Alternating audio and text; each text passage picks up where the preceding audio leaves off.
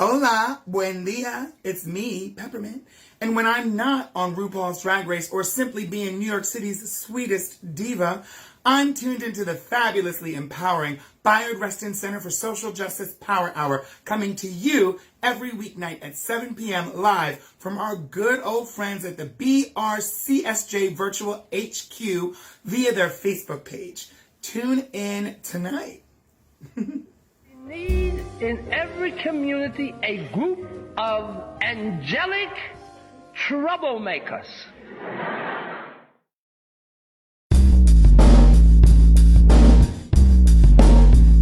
Social justice, power hour, power hour, power hour. Social justice, power hour, power hour, power hour.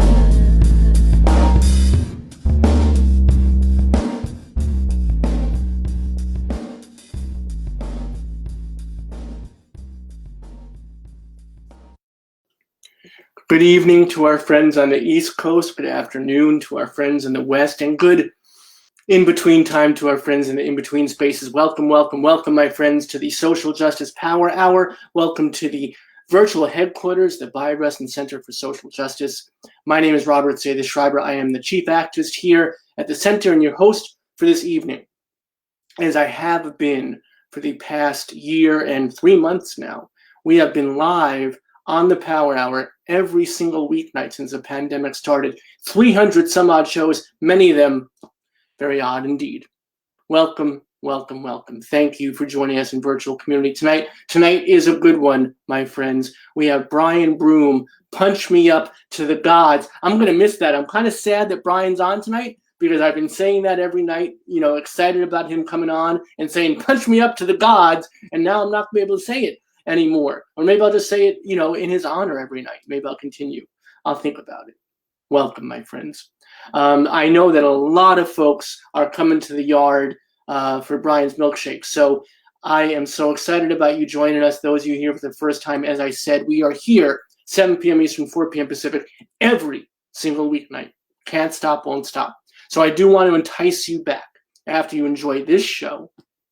Hopefully a lot more for Brian than for me, but hopefully you'll come back sans Brian. And this is why I think you might want to. These are some of the folks that are coming up on the show. Tomorrow night, we're starting our Throwback Thursday in honor of Pride Month. Some of our favorite guests from the community coming back. Gavin Grimm, Robert Jones Jr., Billy Eichner, and Justin Elizabeth Sayer are just some of the folks we're going to have on this Throwback Thursday that we're bringing at you, rebroadcasts of some of our favorite shows from the past. And then Friday night, we have our first Folk Friday, or our first Friday Folk. David Brzezinski, renowned folk musician, is going to do a special Pride Month Songs of Dignity and Diversity. And then coming up on the show, we have Kai Wright. Very excited about this. United States of Anxiety. What a perfect moment to talk to Kai. Hopefully talk us through some of that, because I'm talking about capital A anxiety over here. Poorly Understood. Mark Rank is going to be here to tell us what America gets wrong about poverty. Dear Black Girl, this book of affirmation from Tamara Winfrey Harris. So excited to talk to her. Jill Sobule, our old friend, our musician in residence here at the Power Hour, is going to be back with her friend and now our new friend, John Doe from the legendary band X. And then we're doing Songs of Pride and Protest. Our own Attorney General here in New Jersey, Guber Graywall, will be with us to talk about police reform and how much further we need to go. And Let the Record Show. This book just came out, blowing up, A Political History of ACT UP in New York from 87 to 93. Sarah Schulman's going to be here. Looking forward to talking to her about some meaningful history. And speaking of meaningful history, thrilled that we're presenting this program with the Princeton Public Library on Juneteenth. Annette Gordon-Reed, everybody. And then finally, of course, can't stop, won't stop. Save the date. Put it on your calendar. The Rainbow Heart Virtual Pride 21 coming at you with this handsome man, Billy Porter, Sam Sparrow, Jane Lynch, Bob and Luis from Sesame Street, Malcolm Kenyatta. So many folks coming out for Virtual Pride. Please do join us. We just got a poem in from our good friend Maurice Carlos Ruffin. is going to be something special. So please tune in June 12th for Virtual Pride. That's just a smattering, a taste, my friends, of what's coming up on the Power Hour. But tonight is something special. Brian Broome is the author of the poetic and raw coming-of-age memoir about Blackness, masculinity, and addiction, Punch Me Up to the Gods, which introduces in extraordinary fashion Brian as a powerful new talent whose early years growing up in Ohio as a dark-skinned black boy harboring crushes and other boys propel forward this gorgeous, aching, and unforgettable, so true, unforgettable debut. Brian's recounting of experiences in all their cringeworthy, hilarious, and heartbreaking all at once glory reveal a perpetual outsider, awkwardly squirming to find his way in. All told in Brian's voice that shows the true depth of vulnerability for young black boys that is often quietly near to bursting at the seams. Brian himself is a poet, a screenwriter, a K. Leroy Urbis Fellow, and instructor in the writing program at the University of Pittsburgh. He has been a finalist in the Moth Storytelling Competition and won the grand prize in Carnegie Mellon University's Martin Luther King Writing Awards, as well as a Van Award winner from the Pittsburgh Black Media Federation for Journalism. As acclaimed fellow author Jason Reynolds says of Punch Me Up to the Gods, as well as Brian, his own self, quote, "We should all hope to be this courageous, not only in our writing, but in our living." So let us find that courage together tonight, my friends, as you join me, please, in welcoming to our Bayard Rustin Center for Social Justice Power Hour, Brian Broome, everybody. Brian, thank you so much for joining us tonight. Thank you very much for having me. I'm honored to be. After seeing that lineup, I'm even more honored to be here. This is amazing. Thank you. Well, we've been waiting for you for quite a bit. When I first read that review by Darnell Moore, I believe it was, in the Times, gosh, I knew there was something special. I knew that this was something special. I knew that something our community needed to hear about. Very generous of Mr. Moore. I'm so glad that he liked it. I'm so glad that it's being well received. Writing a book was probably the last thing on my mind to do in life, and here we are. It's so surprising. So let's talk about that before we talk about the book in and of itself. But I do want to show everybody, because the book is beautiful. I love books. I know that so many of us read our books on our devices now, but the art of a book is so important and I think lost sometimes. And this is a beautiful cover to a beautiful book. And this is the book we'll be talking about. And our good friend, our dedicated volunteer, Chris, in the comments section, will have a link to purchase the book as you get inspired and excited about the book, listening to Brian tonight. Go buy the book. You don't even have to leave the conversation. You can click on the link. It'll take you to another page. Buy the book, buy another one for someone else, and then come back and listen some more. Let's talk about your journey to getting to the book. Because you just said yourself, you didn't imagine that happening. No. I was in rehab for a pretty dark drug and alcohol addiction. And I went in, kind of under duress. I went in to rehab because I thought, well, this is the best way to shut people up, because, people who love me were telling me, you're going to die. And if you don't go to rehab, you're not going to have a relationship with us any longer, because we don't want to watch this. So, I went to rehab fully intending to stay maybe a few days just to shut everybody up. And while I was there, the message sort of got through, I think, that I had a problem. But I had this roommate who slept, 10 feet away from me, and he just snored. He snored so loud. And so I found myself up nights. And the only thing to do in rehab, at 2, 3, 4 o'clock in the morning is write. And so I just started writing stories. I started writing the stories of things that happened to me that sort of made me believe this is why I ended up in rehab. these are things that happened to me that I still remember, decades later, and I'm just going to write them down. And so that's where the book started. I started writing these stories. I got out of rehab. I was terrified to go anywhere because I thought I was going to relapse. So I just kept writing. I didn't want to be around people, but eventually, I did want to be around people again. So I started to perform around the city, like open mic nights and the Moth.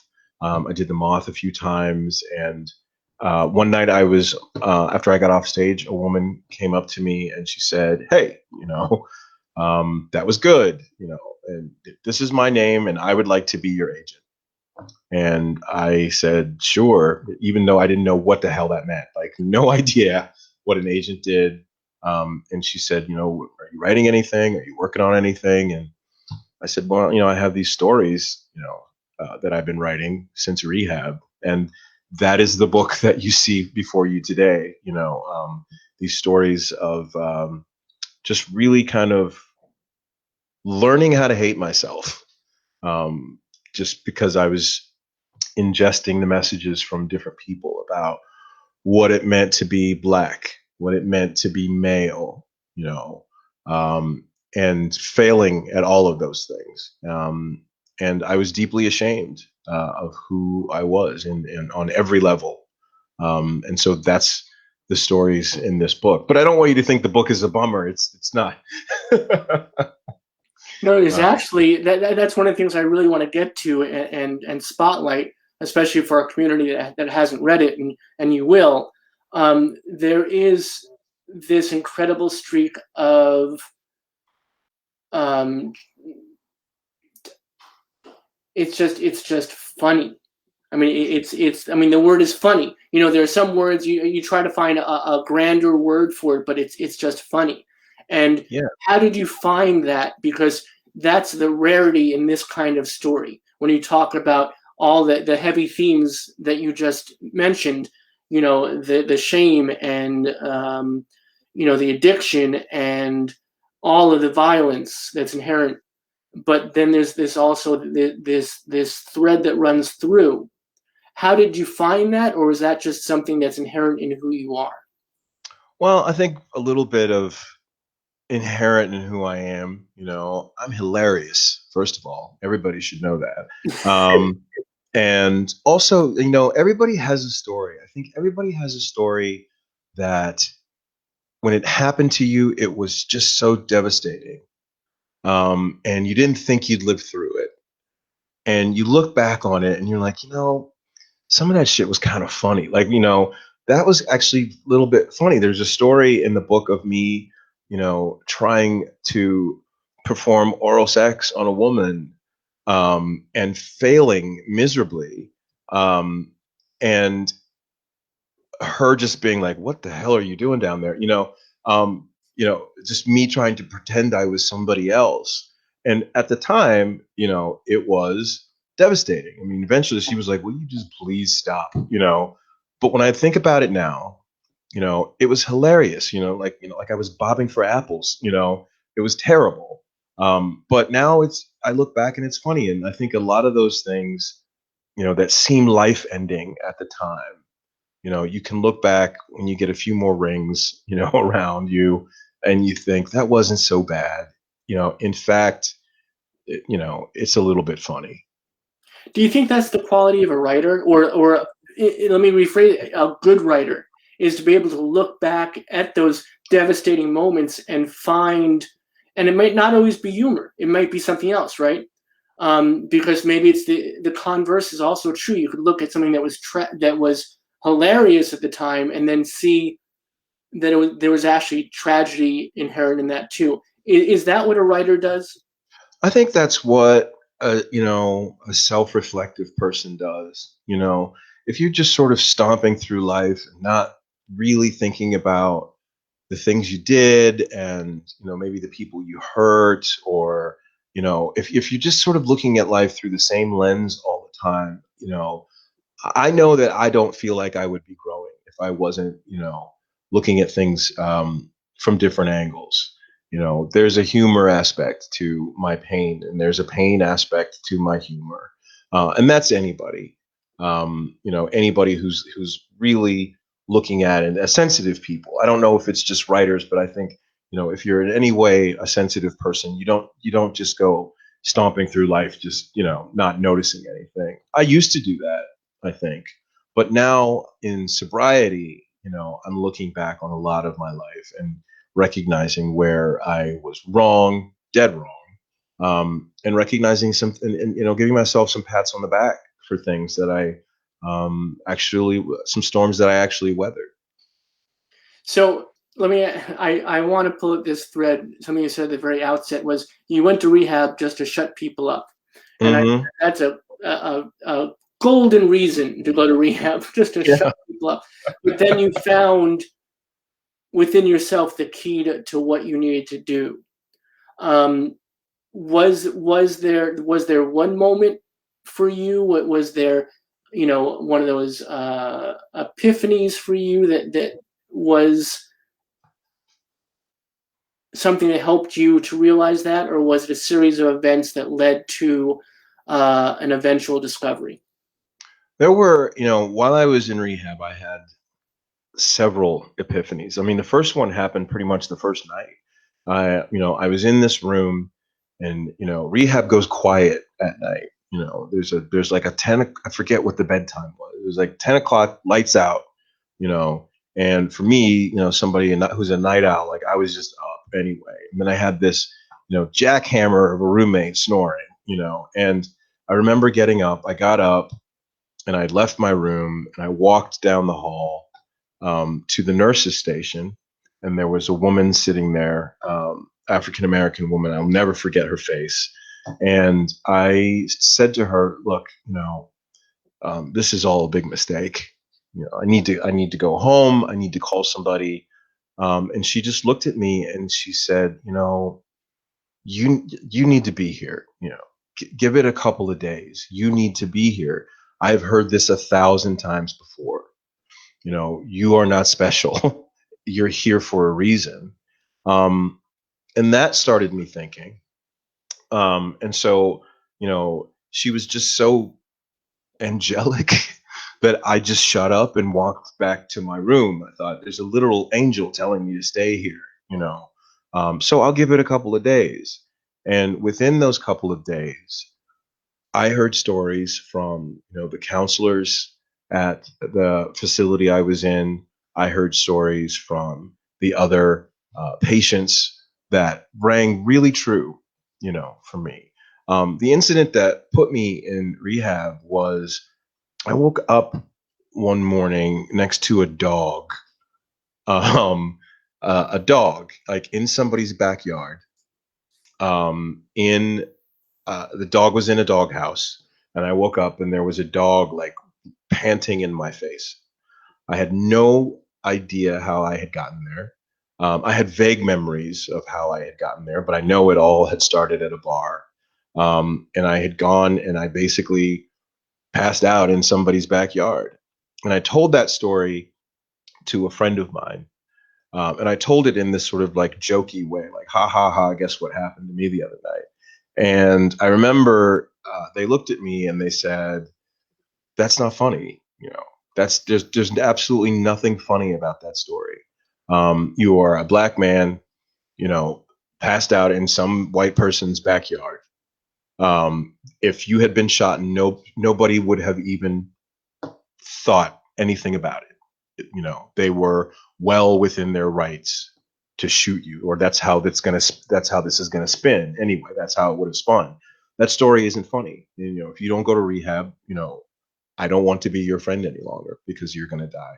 And I was engaging in increasingly dangerous behavior, and part of me, I think, wanted to die. So when I got to rehab and I started hearing these stories of other people who had just been through it, like at the bottom of, and the drinking and the drugs weren't helping anymore. There was a time when they did help me to forget, but it was just getting worse and worse. So I had a lot of epiphanies while I was in rehab, and at some point, I was like, I'm going to stay the whole month. because eventually I started to feel safe there. I started to open up there. I started to write again there. And when it came time to leave, I didn't want to leave. I was like, I don't want to go back out there. It's scary out there. People are hurtful. But here I am, later, and through like just writing and trying to keep my sobriety and trying to be a better person, I wrote a book, and I hope to write more. We hope so too. I want to talk about, you mentioned shame, and that was the reason for the drinking and the addiction. But before that, it interests me, and I so appreciate you sharing with our community, our viewers tonight, how honest and difficult this must be to talk about. The rehab process, part of it is what that angelic nurse said to you: you're not special. So how does one get deconstructed like that? Because that's the process, right? You have to get deconstructed. Where does the building back up happen? Does it happen during rehab? Does it happen after rehab? Is it a combination thereof? It's an ongoing thing. I am still a mess. Let's just be real. And it happens day to day. I'm fortunate to have people in my life who want to see me do well, and they help. But sometimes it's just a matter of taking myself to task, recognizing my strengths as well. They start the building up process in rehab, but they can't finish it for you, and I doubt that it's ever finished. In life, you're constantly trying to get through it, particularly for minorities and queer people. I mean, it is difficult to go out there every day and just face this culture. So the building up happens every day. When I wake up, I kind of start from scratch every day, and I learn something new, I think, every day. And I try to listen every day and just be a better person and to love myself more. I know that's a cliche. People say, love yourself, but I don't really know how to do that, except for the one way we all know how to do that. That was a dirty joke. I hope I liked it. I approve. Okay. But really just allowing yourself to be and to take up space as you are is revolutionary. And that's what I'm trying to learn, just day to day. And I forgive me, and if I'm going too far or I'm overstepping, please slap me down. But is there also in this process a necessary narcissism is the wrong word, but a self-centeredness that you have to survive it? And if so, how do you pull yourself out of that? And as you said, to listen to others and to be present for others. And it's an ongoing process, so you have to strike that balance, right? Right. I mean, addiction in and of itself is a self-centeredness. I mean, there are different reasons why we center ourselves in addiction. Sometimes we just have to protect ourselves from trauma, or from other people. That's a certain kind of self-centeredness. What I've learned is that there is no me without other people. Without it's not just me. It's difficult to explain. But there is a certain kind of like self-preservation involved, a certain kind of pep talk that you have to give yourself every day. But in some strange way, the less you center yourself, the stronger you are. Sometimes.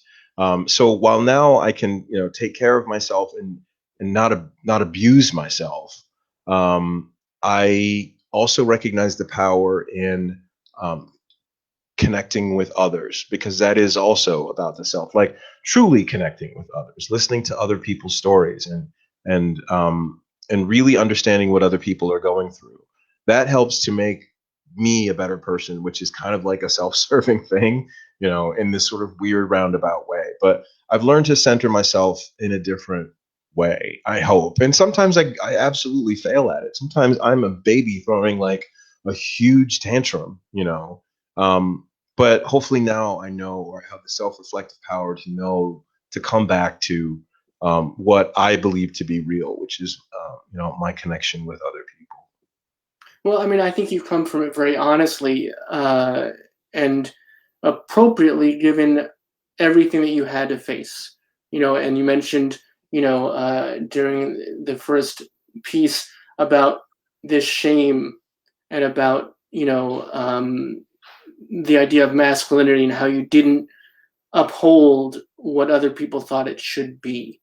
And even the title of the book refers to that.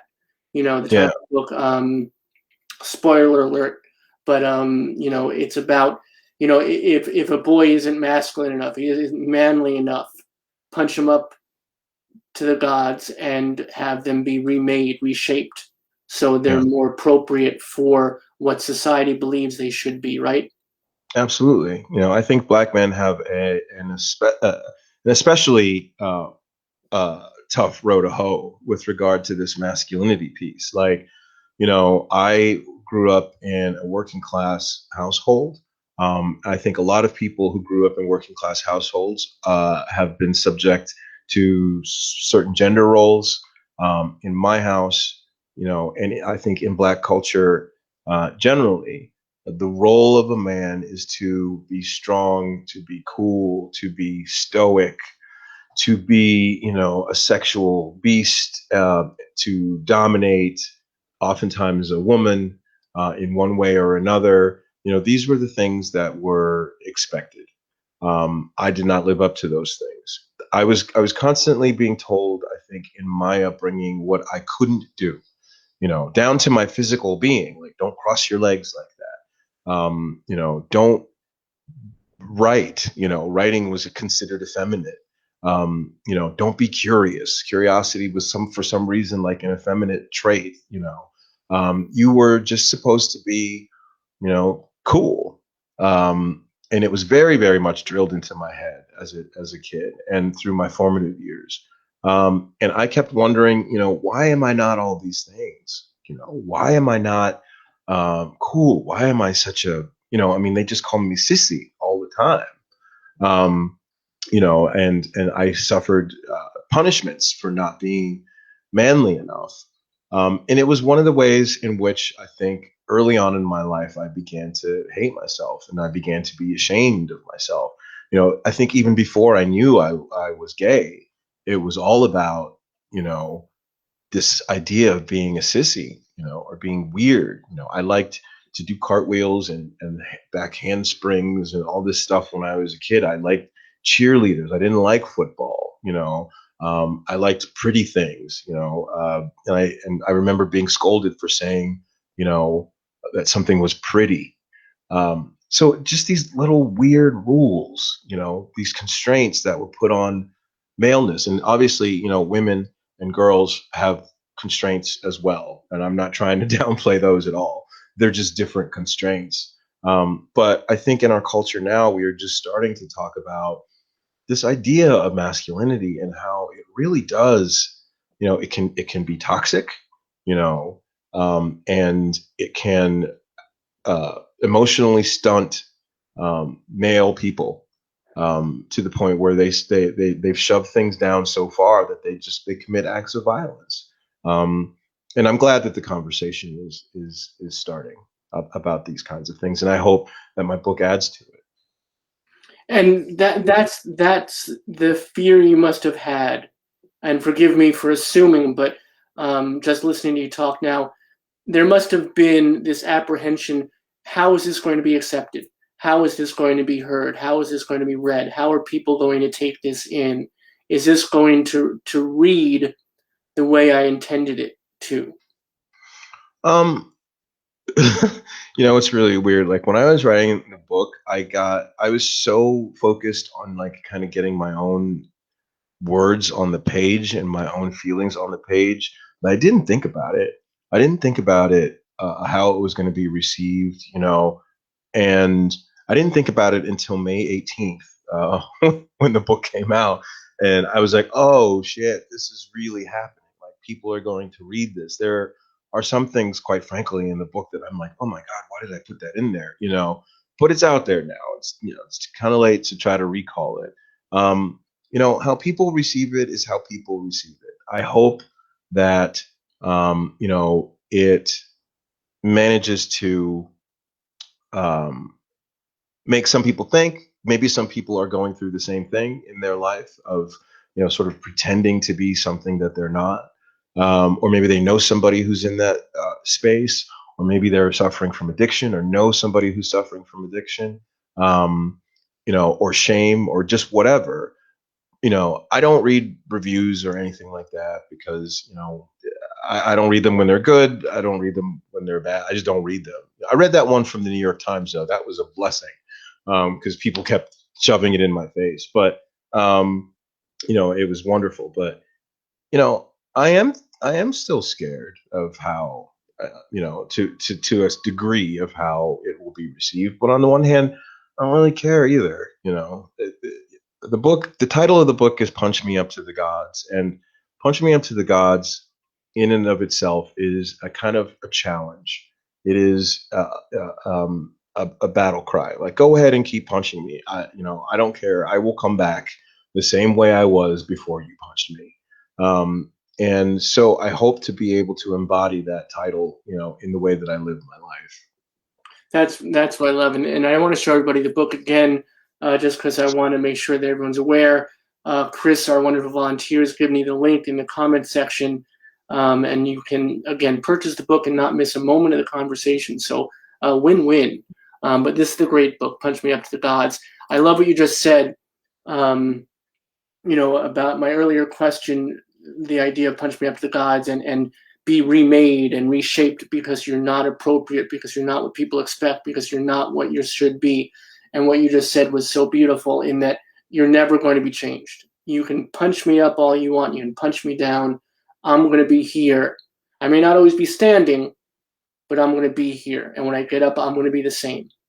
Yeah, and that's why, it's kind of like a rewording of something my father used to say. He was a big proponent of, like, I brought you into this world, I'll take you out, kind of parenting. And we titled the book that because it's not all gloom and doom. There is hope. You just have to try to find the intestinal fortitude to stand up after the punches. It's a thing that's asked of, black people and queer people and, trans people. It's for some reason that these things have been thrust upon, these groups of people. And, hopefully you have people who love you, who will help you to stand up after these various punches that the culture wants to, throttle you with. So how did you find the concept of these multiple voices, multiple characters in the book? Well, let's see. One of them, I talk. There's a chapter on my mother in the book, and I just interviewed her. I cheated. I just went straight to her and, like, asked her a bunch of really personal questions about her life, which, surprisingly enough, she was able to, or she was willing to answer. But as far as, like, different voices, like, I speak as myself, from different ages. From when I was less enlightened about things. I speak, from the viewpoint of, a couple different people. I try not to create villains and heroes. Villains and heroes. I've said this before, but villains and heroes are good for, like, Marvel movies. Like Captain America, and those things make for exciting narratives. But in real life, how many real villains and heroes, do we have, in our daily lives? I tried to write people from an understanding that nobody is the way they are just because they are evil. Something happened, something was subtracted from them as they moved through the world. And so the characters in the book, and first of all, they aren't characters; they're people that I know. I try to speak as them, you know, with an understanding that I didn't start out wanting to be, you know, a feckless drug addict, which is what I kind of ended up being. There were things that happened in my life that, made me that. And if I'm going to afford myself that kind of grace, I may as well try to afford that kind of grace, to the people who were orbiting me at the time. So when I speak as my mother, like I interviewed her, and I just asked her basic questions. Like, there was like, I think I had a list of like 15 questions that I asked her, and she just answered them matter of factly. And then I took those answers and I made them into, a narrative. I tried to understand how she was feeling during these different points in her life. And fortunately, that worked out because when she read the book, she was very pleased, because that could have gone south real bad. But just as far as the different voices in the book, like I just got tired of hearing this one. The one that you're hearing right now, this boring guy who just babbles on and on. I wanted some different voices from different time periods to speak. I want to ask you about those people first, and then I want to talk about Tuan. But Sure. First, about these people, how much of the book and how much of what you wrote did you share with folks before publication for either approval or perusal or commentary or any and all of the above or something else entirely? I reached out to some people who are still in my life from the book. I mentioned my mother.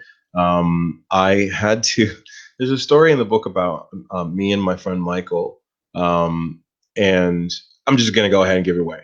I tried to steal his boyfriend from behind his back. Scandalous. And I never told him that story, right? And it never came up. I don't know. He didn't know about it apparently. And I did some shady shit, and I tried to, like, this is my very, very good friend who I love dearly, but for some reason I saw his boyfriend as a prize. And so I had to go to him and say, hey, Michael, back in the 90s, I did this thing, and he's not with the guy anymore. So it was all just kind of like water under the bridge. As far as other people, I do use their real names. I do talk about what happened. They know what happened. And so, that's just the way it is.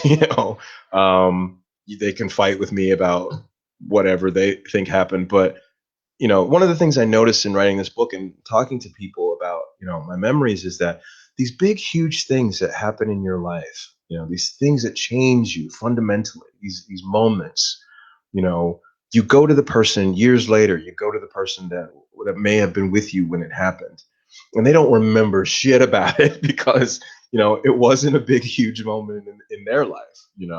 And then the same thing happens in reverse. They talk to you. My sister and I had a conversation about the book, and she talked about, a major thing that happened, to her, and I was there, and it just wasn't the same moment to me. I find that kind of comforting in a way, that there are just these moments in life that go off like atom bombs for you, and nobody around you can hear it or feel it.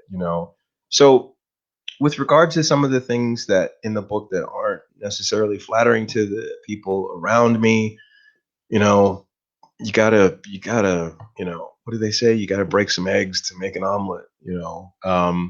And fortunately, I haven't had anybody, uh, complain so far. That was my next question. Is what have you heard after the book? Like people have said, "Hey, that was me," and that they say that's not what happened, or on page 75. What do has that Right. happened I at mean, all, or is that really it hasn't happened at all, but I mean, it's only been what, 3 weeks. right? uh, I'm sure that somebody, my mother has, I talked to my mother about it, as I said, and she, she loves the book, and I'm very, very grateful for that.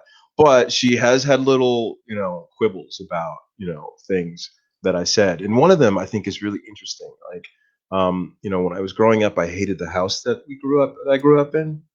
It was, a poverty house. It was a shack. It was ugly. It was embarrassing.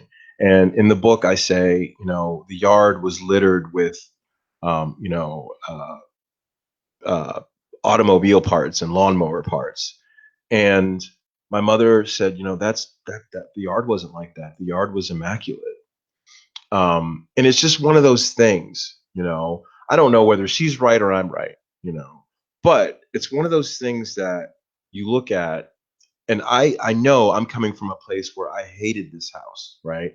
So any little thing in the yard could have just been like a junkyard to me. That's what it looked like through my eyes. And my mother had a flower bed in that yard, and she just saw an absolutely beautiful yard. So it's one of those things that you contend with when you're writing, memoir. The way that you've seen things may be different than the way the people around you saw it. But at the same time, I still kind of stick by. I know what happened. I know who did what. I know where the bodies are buried. What did she express hurt, or was that painful for her that you didn't recognize this flower bed, what she was trying to do? Because there's probably some semblance of both of your visions that in between lies the truth. She didn't seem hurt. Although she may have been. My mother's not one to, show being hurt. She didn't seem hurt. But she did feel. I think she just wanted me to know. I think she just wanted me personally to know that it wasn't all ugly. There was a flower bed in that junkyard of a yard that you saw. I was trying, and we had a good moment around that. So the more we talk about it, every once in a while she'll ask a question about something that she didn't know. The thing about my mother, I was talking about the book with my mom and my sister, and my sister was saying, I feel so bad about some of these things that happened, and my mom said, I do too, and that's like the last thing I want.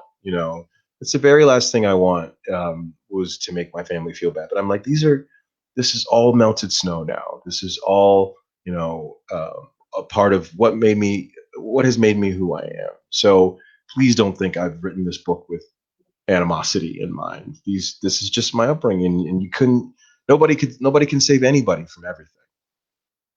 And that's the other part is, and forgive me, I just one last question about your mom, because I find it fascinating that there's so much difficulty here. There's so much pain. There's so much anguish that you face.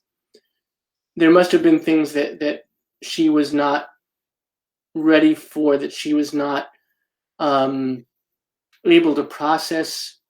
Out of everybody, I think that this may have been the most difficult journey for her to take, to see it all spread out like that. Yeah, I mean, this book made my mom angry. It made her cry. It made her laugh. And through all of that, she is the main person who knows, like, this isn't a character, this isn't a character in a fiction narrative. This is my son, and he went through all of these things. But, she was here this weekend, and we just had a great time. I spent an hour in a Talbot's,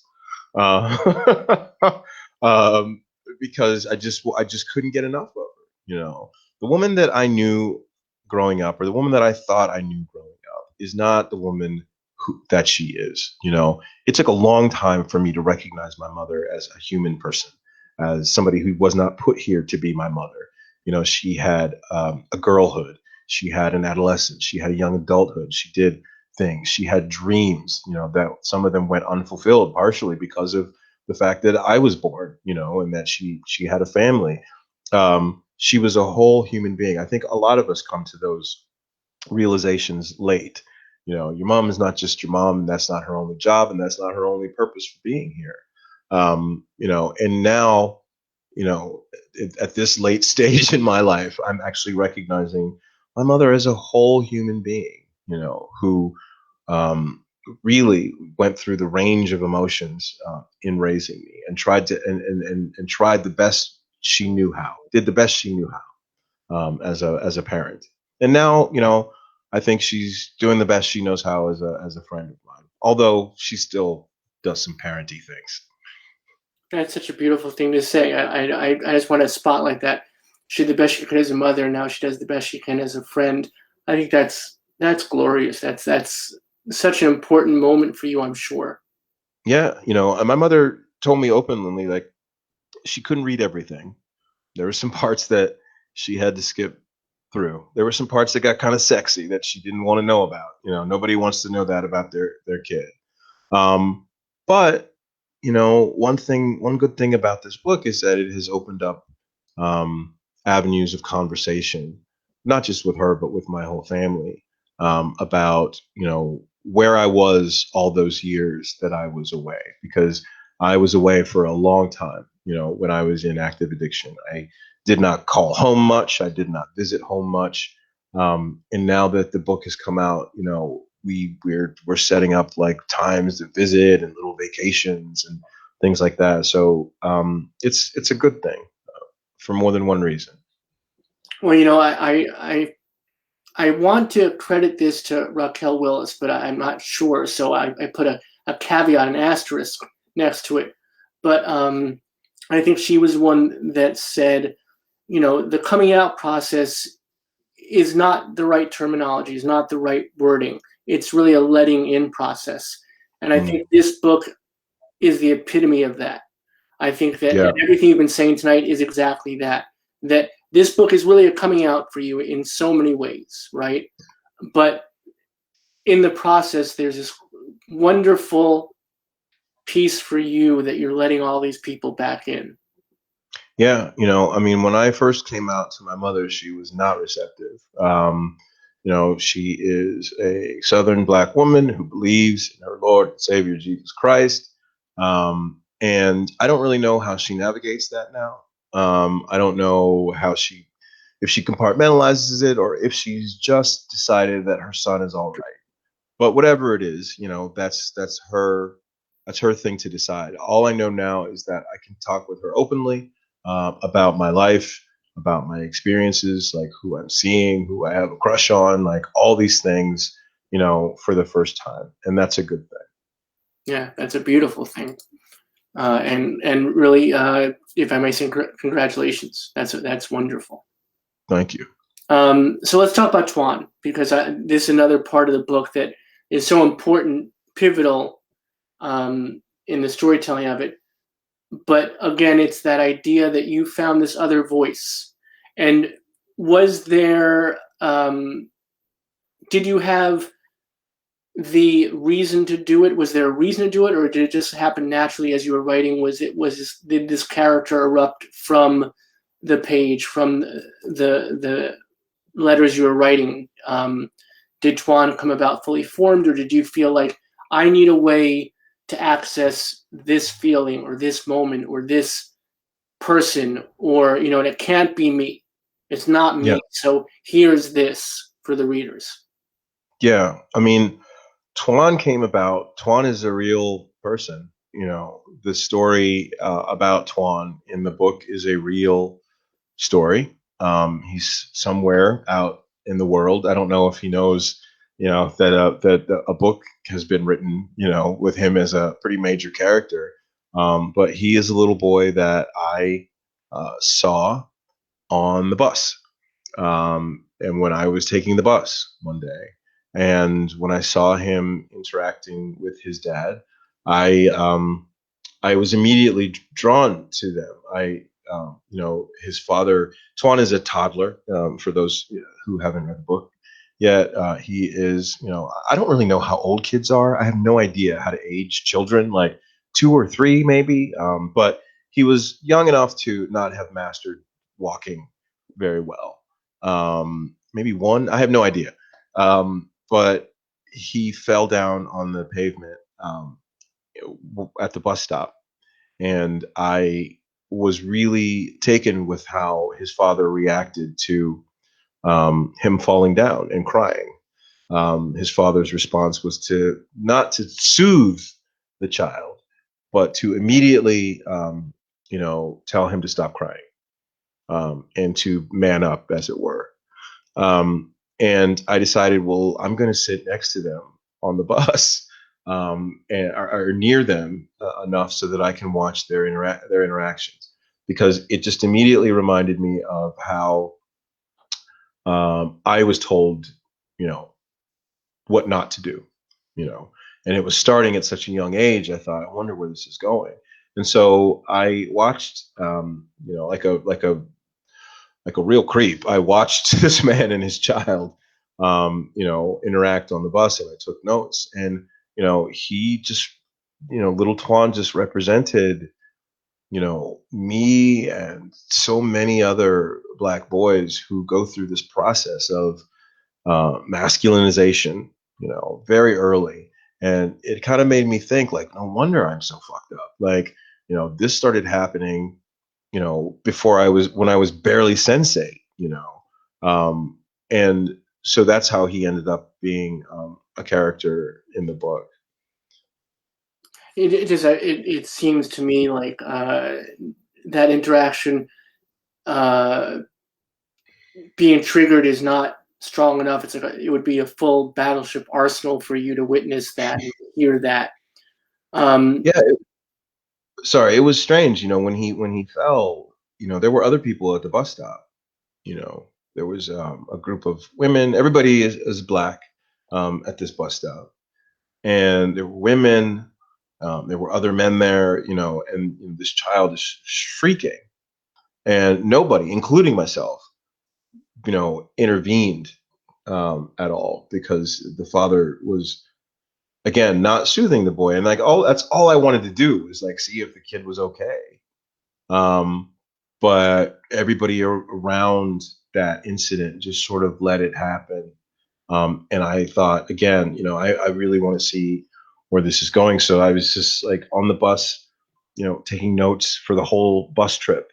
And then thinking, like, I have to find a way to work this into my book. And it worked out. I think it worked out well.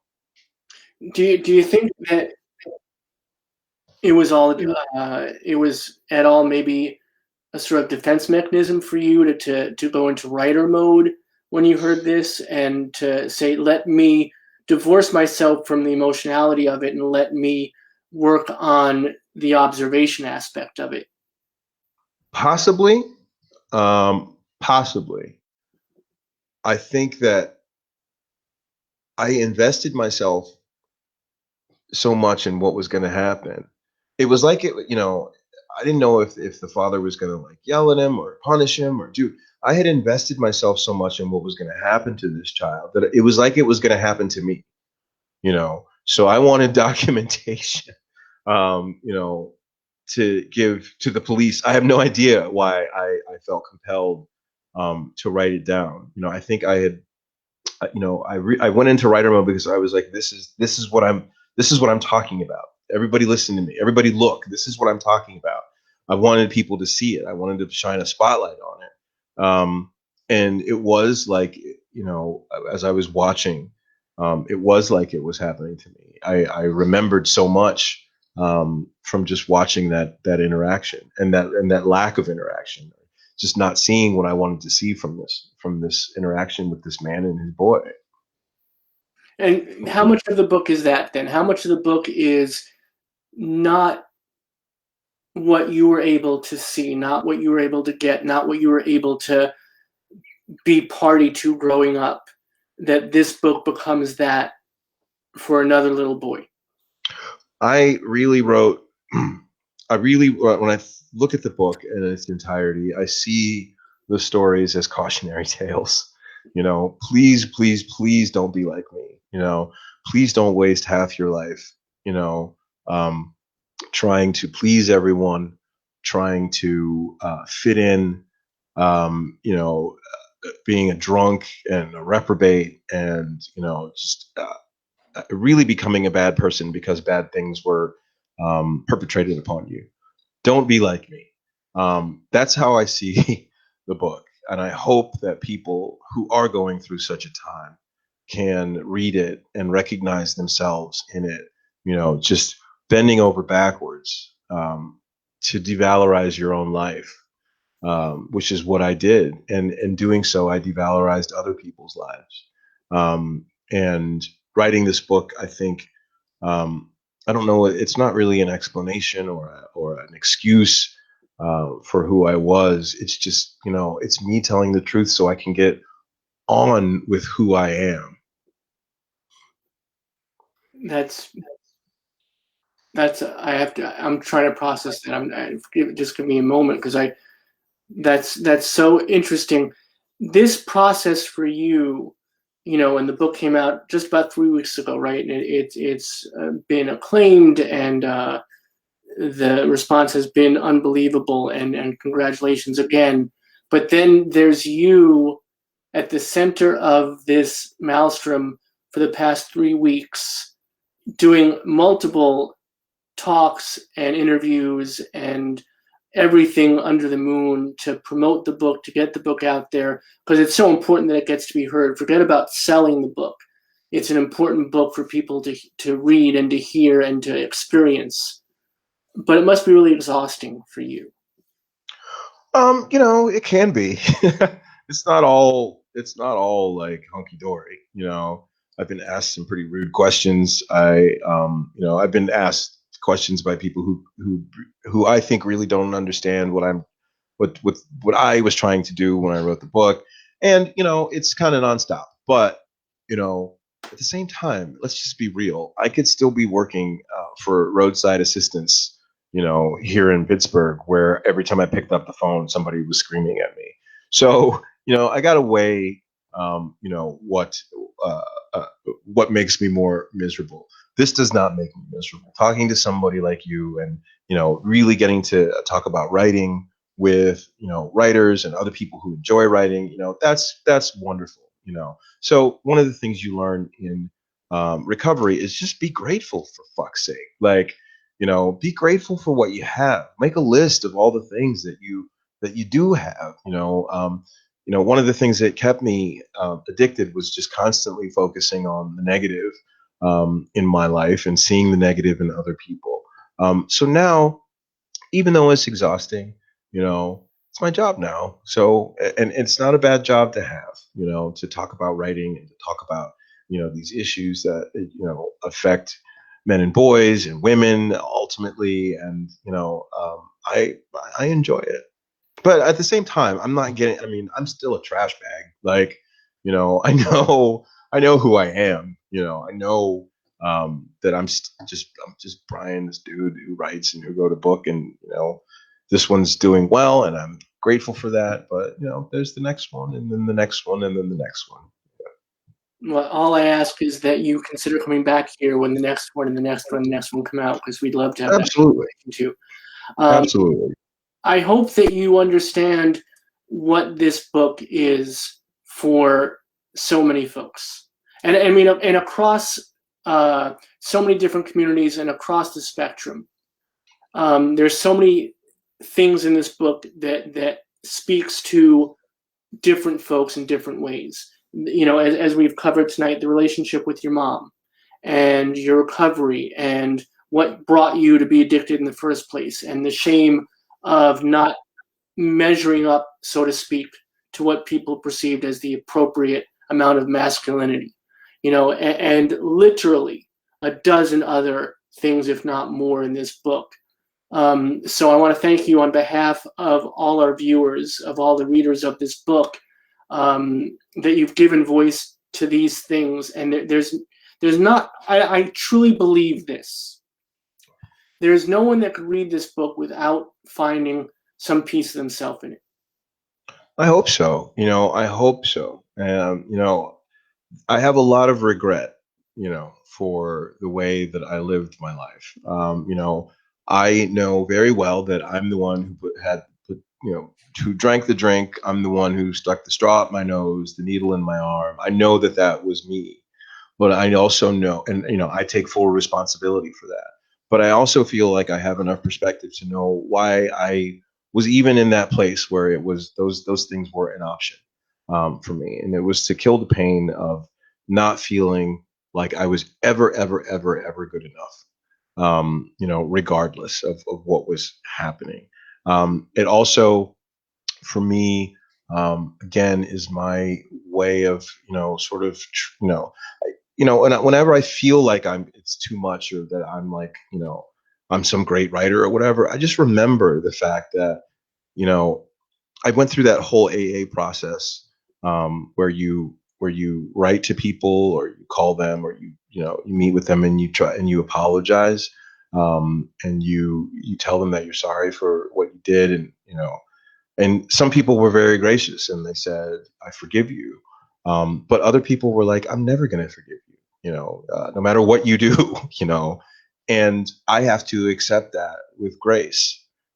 I have to, but it also gives me a clear indication of, you know, who I am as a person. Like, I'm still struggling, as are we all. And so I hope the book delivers that message that, we're all kind of struggling, and maybe we can just kind of be a little bit kinder to one another, and, and not judge each other so harshly. Again, that sounds cliche, but that's what I hope the book does. And I hope that everybody can find something in it, that helps them to come to a greater understanding about the culture and the world that we live in. And we thank you for sharing that gift with us. And we thank you for tonight. Tonight's been everything I had hoped it would be, and I hoped for a lot. So you well done, my friend. I was very excited, and this has been wonderful. Thank you for sharing so openly, so honestly, difficultly at times. It's a journey that is extraordinary, and we appreciate you sharing with us. Thank you very much for having me. It was a pleasure to be here. All right, be well, my friend, and best to your mom. Yes, I'll tell her. All right. So that's Brian Broome, everybody. This is the book that we've been talking about this evening, Punch Me Up to the Gods by Brian Broome.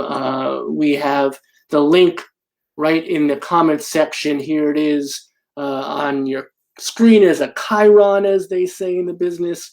Thank you, Chris, for giving us that link, and please do click on it. Buy a copy for yourself, buy a copy for a friend, buy a copy for an enemy who will become a friend. Make sure your local library has a copy too. As much as we want you to buy the book and support Brian, it's really important that our libraries have these books, because some folks can't afford to buy books, and their libraries are a conduit to hear these voices, to read these stories. And this is one that should be there.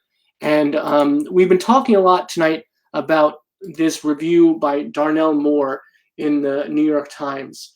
And I just want to leave you with this quote from it if you're still unsure about whether or not this book should be on your bookshelf. This is what Darnell Moore says, who is a brilliant writer in his own.